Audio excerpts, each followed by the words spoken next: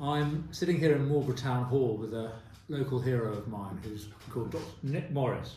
Dr. Nick, as he's called, and he'll explain why he's called Dr. Nick in a moment. But this place is very special to me because this is the Town Hall of Marlborough, centre of my constituency, and it's my favourite room in England, which you can see a corner of here. And there's a huge whole wall of window there, and round the walls are all the former mayors and council leaders of Marlborough from years gone by. And on these walls are two of Nick's ancestors.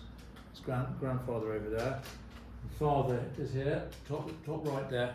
And that's relevant to the reason we're meeting, because Nick is the sixth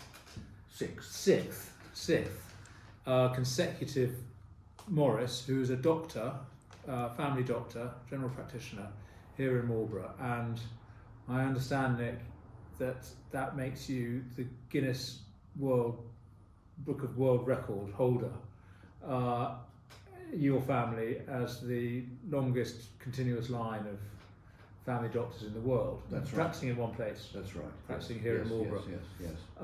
So you are the heir to centuries of local doctoring here, and therefore the repository of quite a lot of accumulated wisdom about what it is to be a doctor in a market town.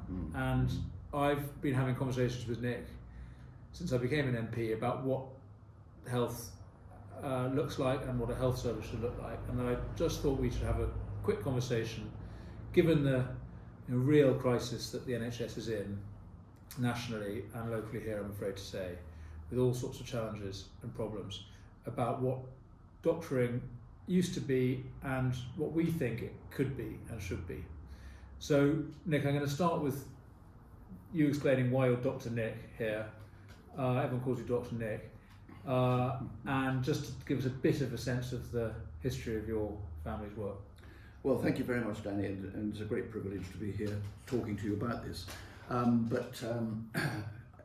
I was the sixth generation, as you quite rightly say, of my family. My great-great-great-grandfather arrived in Marlborough, having qualified at St Thomas's Hospital in London in 1792. And in those days he would visit patients both locally, but also he would ride on horseback to a small village called Swindon, which in those days had a population of not more than about 5,000 people.